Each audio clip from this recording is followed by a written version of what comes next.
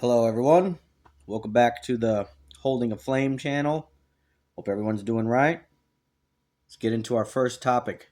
For my first video I want to get into uh, something that's kind of personal and near and dear to me. Okay, it's just something that lately I've been noticing more and more about, and I feel like it's very potent, very strong messaging in it, and it's a very popular show. I'm sure a lot of people are very familiar with it. It's called Dragon Ball Z. And in Dragon Ball Z, there is a lot of esoteric teachings that have gone unnoticed. Okay. The main reason that stories can become so great and so beloved by everyone around the world is because they carry the spark of God within them.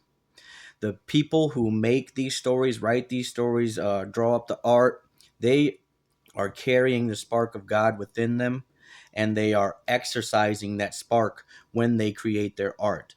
And the spark of God bleeds through their art, and it resonates with everyone around the world because we all have that spark within us. We all do.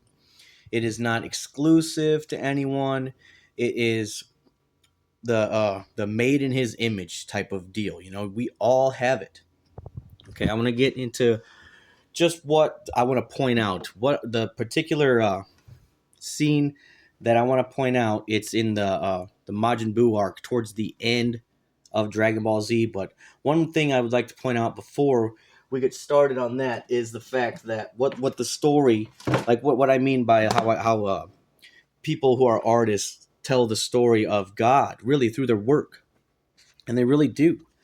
And because if you know anything about Dragon Ball Z, it's a story about a race of beings called the Saiyans. The Saiyans were on a planet called Vegeta. On this planet, there was two dominant races. One was the Saiyans, one was the Tuffles. The Saiyans were big, brutish, brawler type of individuals, right? Big, strong people. Now, the line the creator of the Dragon Ball Z series was drawing was that the Saiyans, you could stand them in for Neanderthals. Okay? Neanderthals were the big brutish ancestors of old, right? From way back when, right? There were the Neanderthal, and there were the Cro-Magnon. Cro-Magnon were smaller in stature, not as strong, but they had a great mind, right? They could make tools. Now, this was the same as the Tuffles in Dragon Ball Z. Now, there was a war on the planet Vegeta between the Tuffles and the Saiyans. Now, he is telling the story as if the Neanderthal or the Saiyans had won that war, which is the same history, according to science, of mankind. Now, the reason I bring this up is why can something like that be so prevalent, all right, but so unknown? I've never heard anyone, not anyone, talk about this similarity between these two, the story of man and the story of the Saiyans. But that is undeniable. It's undeniable that it's there. And if you are familiar with the series, you'll understand exactly what I'm talking about. You know exactly what I'm saying is true. So one one way that people will get these messages across, because it first hits people who are used, people with high intellects, right? It's done in a way so that people who are the best of us, the most highly intellectual, best of heart, best characteristics of humanity, the ones who embody everything good about humanity will pick these messages up first because they're using more capacity of the mind, more capacity of the heart, which just opens the world up. You're able to communicate on higher levels, speaking through metaphors, speaking through symbols, uh, using double speak, saying one thing but meaning another.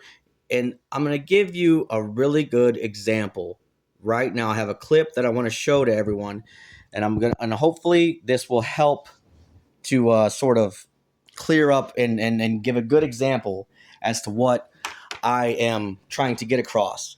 The clip I'm going to show you guys is from the Majin Buu arc. Okay, it happens when Goku Goku is the main character of the story. He is in a battle against a great evil, right? Majin Buu is the great evil. And what is going on is this battle is taking place on another planet, not Earth. Okay? So the people of Earth can't see that this is happening. They don't know that there is a struggle for their survival taking place. They have no idea. So that is a strong metaphor for the spiritual war that is happening now. It's happening all around us, whether you know it or understand it or not. It happens and you can't see it because you're on Earth. Okay?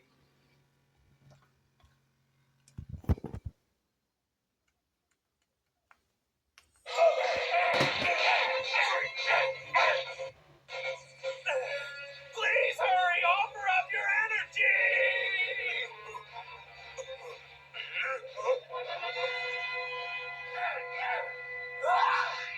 Can't you understand? If you don't help now, we're all going to die!